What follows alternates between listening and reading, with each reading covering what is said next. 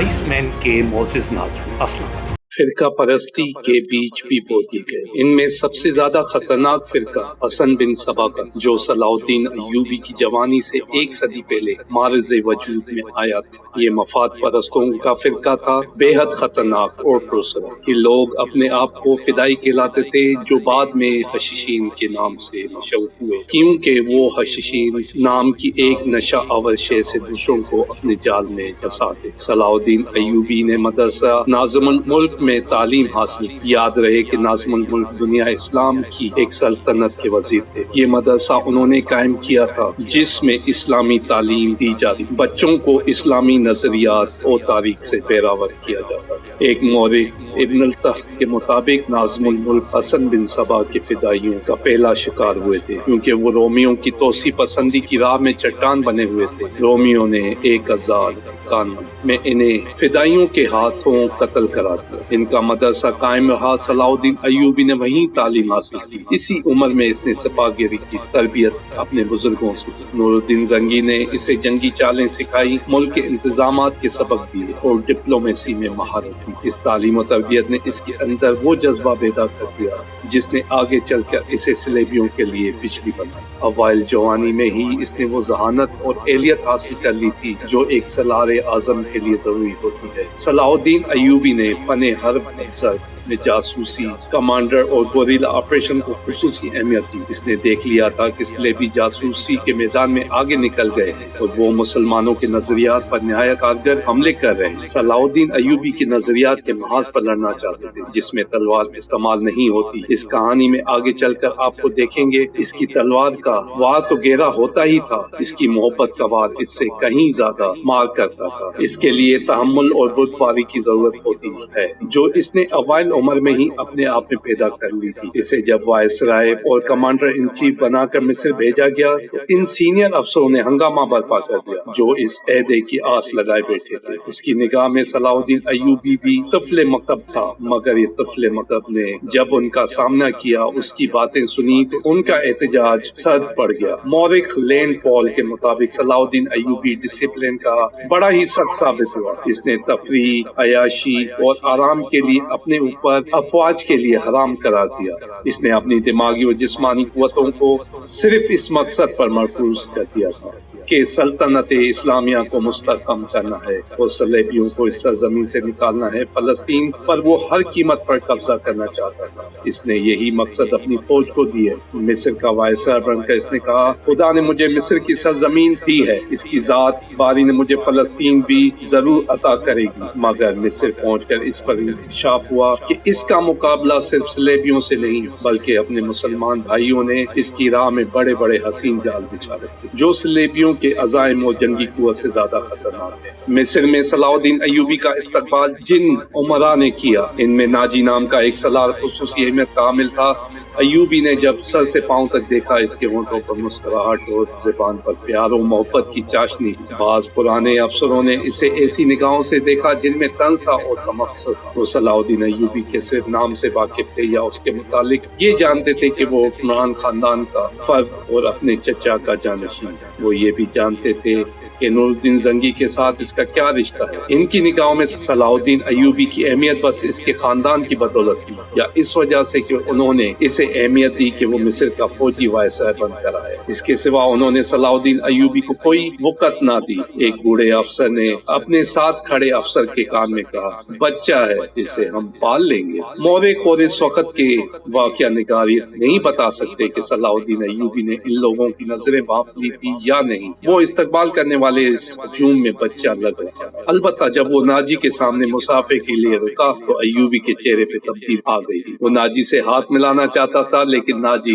جو اس کی باپ کی عمر کا تھا سب سے پہلے درباری خوش آمدید کرا چکا۔ پھر ایوبی سے بغل گیر ہو گیا۔ اس نے ایوبی کی پیشانی کو چوم کر کہا، میرے خون کا آخری قطرہ بھی تمہاری جان کی حفاظت ہے۔ تم میرے پاس زنگی اور شرفا کی امانت ہو۔ میری جان عظمت اسلام سے زیادہ قیمتی نہیں۔ صلاح الدین ایوبی نے جب ناجی کا ہاتھ چوم کر کہا محترم اپنے خون کا ایک ایک قطرہ سنبھال کر رکھیے، سلے بھی سیاہ گٹاؤں کی مانند چھا رہے ہیں۔ ناجی جواب میں صرف مسکرایا، جسے صلاح الدین ایوبی نے کوئی لطیفہ سنایا۔ صلاح الدین ایوبی اس تجربے کا سالار کی مسکراہٹ کو غالباً نہیں سمجھ سکا۔ ناجی فاطمی خلافت کا پروردہ سالار تھا، وہ مصر میں باڈی گارڈز کا کمانڈر تھا جس کی نفری 50,000 تھی۔ وہ ساری کی ساری نفری سوڈانی تھی۔ یہ فوج اس دور کے جدید ہتھیاروں سے مسلح تھی اور یہ فوج ناجی کا ہتھیار بن گئی، جس کے زور پہ وہ بے تاج بادشاہ بنا بیٹھا تھا۔ وہ سازشوں اور مفاد پرستی کا دور تھا۔ اسلامی دنیا کی مرکزیت ختم ہو چکی تھی، سلیبیوں کی بھی نہایت دلکش تقریب کاریاں شروع ہو چکی تھیں۔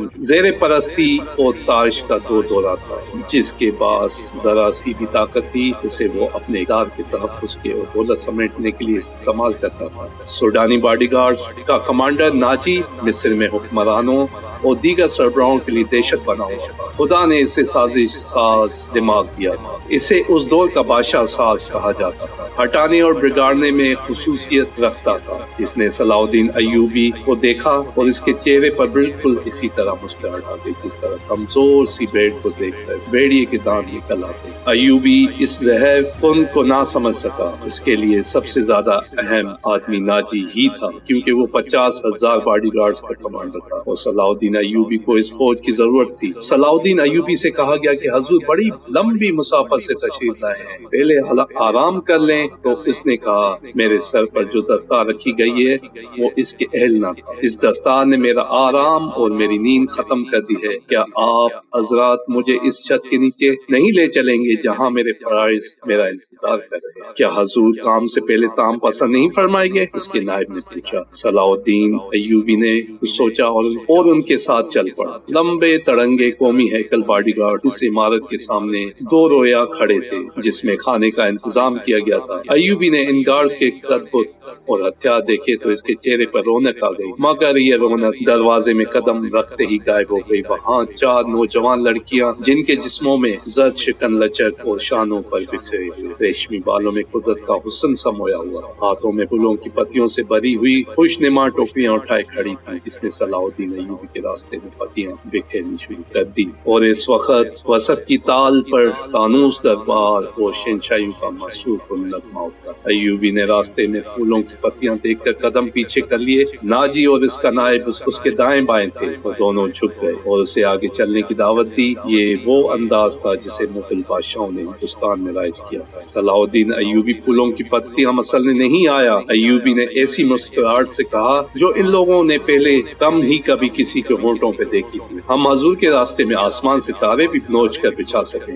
ناجی نے کہا اگر میری راہ میں کچھ بچھانا چاہتے ہو تو وہ ایک چیز ہے جو میرے دل کو بھاتی ہے۔ صلاح الدین ایوبی نے کہا آپ حکم دے۔ نائب نے کہا وہ کون سی چیز ہے جو حضور کے دل کو بھاتی ہے؟ سلیبیوں کی لاشیں۔ صلاح الدین ایوبی نے مسکرا کر کہا، مگر فوراً ہی اس کی مسکراہٹ غائب ہو گئی، اس کی آنکھوں سے شعلے نکلنے لگے۔ اس نے دھیمی آواز میں جس میں قہر اور عتاب چھپا ہوا تھا کہا مسلمانوں کی زندگی پھولوں کی سیج نہیں، جانتے نہیں جو سلیبی سلطنت اسلامیہ کو چوہوں کی طرح کھا رہے ہیں اور جانتے ہو کہ وہ کیوں کامیاب ہو رہے ہیں؟ صرف اس لیے کہ ہم نے پھولوں کی پتیوں پر چلنا شروع کر دیا ہے۔ ہم نے اپنی بچیوں کو ننگا کر کے ان کی عصمتیں رونٹ ڈالی ہیں۔ میری نظریں فلسطین پر لگی ہوئی ہیں، تم میری راہ میں پھول بچھا کر مصر سے بھی اسلام کا پرچم اتروا دینا چاہتے ہو؟ اس نے سب کو ایک نظر دیکھا اور دبدبے سے کہا اٹھا لو یہ پھول میرے راستے سے، میں نے ان پر قدم رکھا تو میری روح کانٹوں سے چھلنی ہو جائے گی۔ ہٹا دو لڑکیوں کو میرے راستے سے، کہیں ایسا نہ ہو کہ میری تلوار اتنے دلکش سنہرے بالوں میں الجھ کر بیکار ہو جائے۔ حضور کی چاوشت۔ صلاح الدین ایوبی نے بات کاٹ کر کہا مجھے حضور نہ کہو۔ صلاح الدین ایوبی نے بولنے والے کو یوں ٹوک دیا جیسے تلوار سے کسی کافر کی گردن کاٹ دی ہو۔ اس نے کہا حضور وہ تھے جن کا تم کلمہ پڑھتے ہو اور میں جن کا غلام بے دام ہوں۔ میری جان فدا اس حضور صلی اللہ علیہ وسلم پر جن کے مقدس پیغام کو میں نے سینے پر کندھا کر رکھا ہے۔ میں یہی پیغام لے کر مصر آیا ہوں۔ سلیبی مجھ سے یہ پیغام چھین کر بحر روم میں ڈبو دینا چاہتے ہیں۔ شراب ہمیں غرق کر دینا چاہتے ہیں. میں بادشاہ بن کر نہیں آیا. لڑکیوں کسی کے اشارے پر پھولوں کی پتیاں سمیٹ کر وہاں سے ہٹ گئی تھی. صلاح الدین ایوبی تیزی سے دروازے کے اندر چلا گیا. ایک وسیع کمرہ تھا. اس میں ایک ایسی میز تھی جس میں رنگ برنگے پھول بکھرے ہوئے اور ان کے درمیان روسٹ کیے ہوئے بکروں کے بڑے بڑے ٹکڑے سالم مرغ اور جانے کیسے کیسے کھانے سجے ہوئے تھے. صلاح الدین ایوبی رک گیا اور اپنے نائب سے پوچھا کیا مصر کا ہر باشندہ اس قسم کا کھانا کھاتا ہے؟ نہیں حضور، نائب نے جواب دیا، غریب لوگ تو اسے کھانے کے خواب بھی نہیں دیکھ سکتے. تم سب کس قوم کے فرد ہو؟ صلاح الدین ایوبی نے پوچھا. کیا ان لوگوں کی قوم الگ ہے جو ایسے کھانوں کے خواب بھی نہیں دیکھتے؟ کس طرف سے کوئی جواب نہ پا کر اس نے کہا، اس جگہ جس قدر ملازم ہیں اور یہاں جتنے سپاہی ڈیوٹی پر ان سب کو اندر بلاؤ. یہ کھانا انہیں کھلا دو. اس نے لپک کر ایک روٹی اٹھائی اور اس پر 2-3 بوٹیاں رکھی اور کھڑے کھڑے کھانے لگا. نہایت تیزی سے پوری روٹی کھا کر پانی پیا اور باڈی گارڈز کے کمانڈر ناجی کو ساتھ لے کر اس کمرے میں چلا گیا جو وائسرائے کا دفتر. 2 گھنٹے بعد ناجی باہر نکلا، دوڑ کر اپنے گھوڑے پر سوار ہوا، ایڑ لگائی اور نظروں سے پہنچی. رات ناجی کے خاص کمرے میں اس کے 2 کمانڈر اور اس کے مستعد اور ہمراہ. اس کے پاس بیٹے شراب پی رہے تھے. ناجی نے کہا